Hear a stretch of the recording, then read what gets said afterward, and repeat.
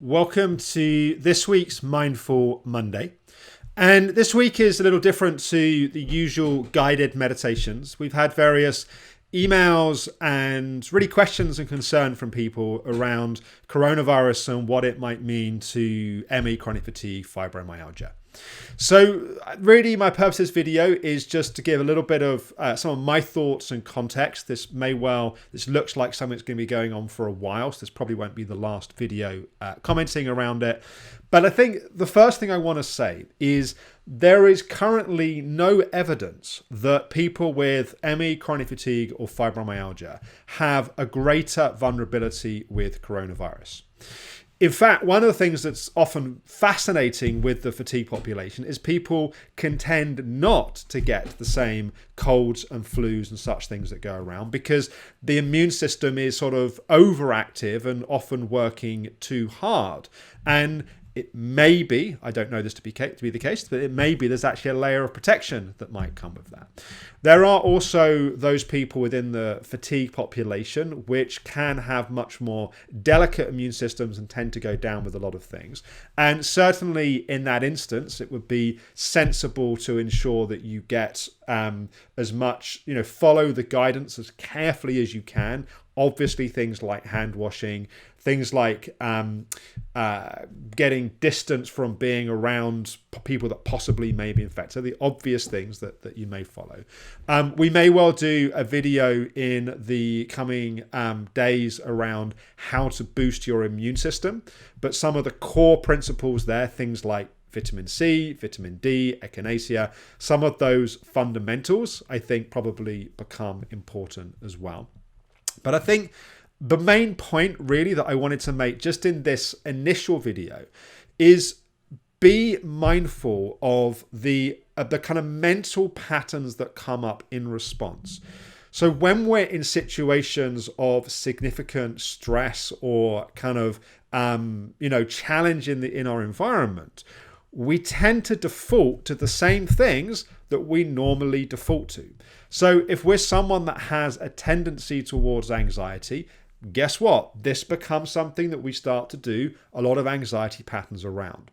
If we're someone that has a tendency to want to control the environment, there'll be lots of patterns running about how do we control everything in the environment.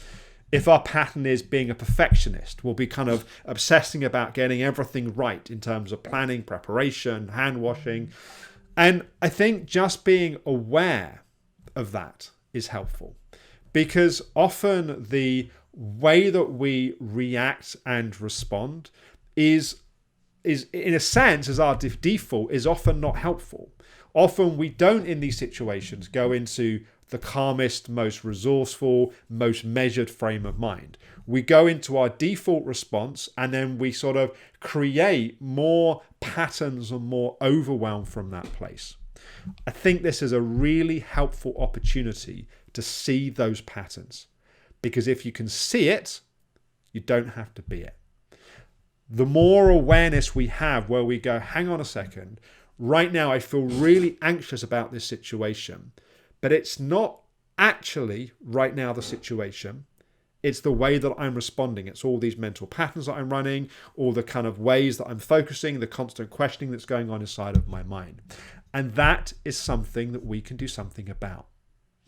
You can't change what's happening in the environment. And it may be that for some of us, there are going to be some challenges that we're going to have to deal with. But right now, it may well be that none of those challenges are actually happening. It's all a reality that's being created in our mind that's often not being helped by the 24-hour news cycle and the constant kind of news alerts coming through to people's phones and the kind of constant conversation about it and all of that stuff that's going on. And sometimes we need to stand guard at the door of our mind. And we need to be aware that when those patterns start, if we leave them unchecked, we will create all kinds of feelings and emotions of overwhelm that will start to feel true.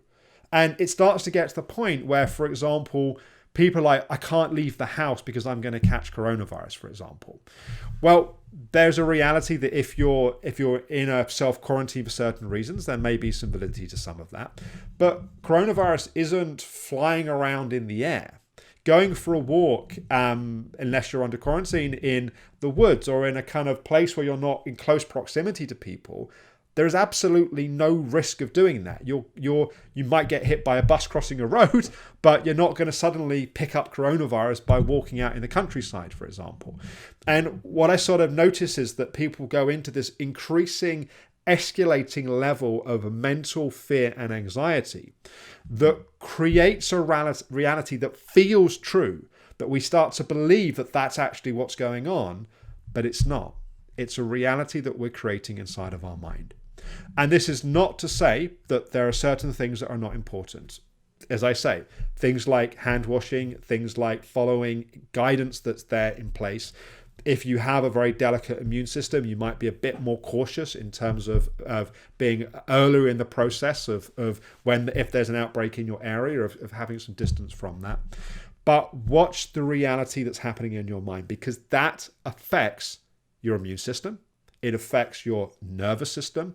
There's fascinating research that shows, for example, that natural killer cell activity of students goes down during exams. So when students are stressed with exams, their immunity goes down. The more you stress and worry and panic about coronavirus, you are doing nothing to support and help yourself.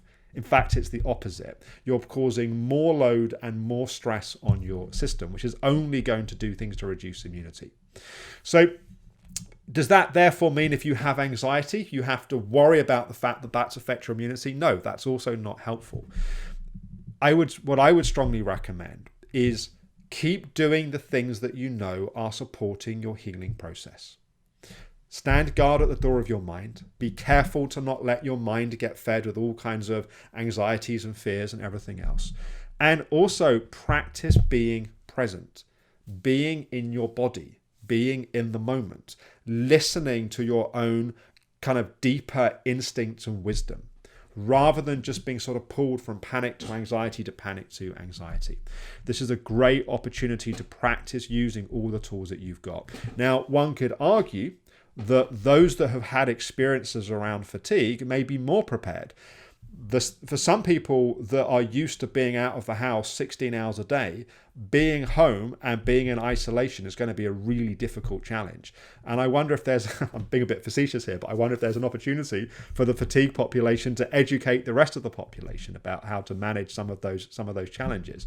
And maybe part of one of the benefits from this experience is maybe there's a bit more empathy in society for what it means to be dealing with a challenging and difficult health circumstance. So I'm sure there'll be more comment that will come out in time from us, but that's really my initial point. Stand guard at the door of your mind. Watch those anxieties, watch those kind of escalating your mind into kind of disproportionate reality. Stay calm, stay in your body, be sensible, and the likelihood is that it will be nothing like the worst case scenarios that are running around in people's minds that are running anxiety patterns. So I hope that's useful. I also want to say that this week's vlogs are going to be a little bit interrupted. One of the team is unwell, I don't believe with coronavirus, but it might impact on some of the output this week. And we are then next week planning on launching the new filmed therapy journey series, which I am super excited about. So it might be that there's a few less vlogs this week, but yeah, we've got some awesome stuff planned that I'm really looking forward to sharing. So thanks for watching, and I hope that has been helpful, and I will talk with you in the coming few days.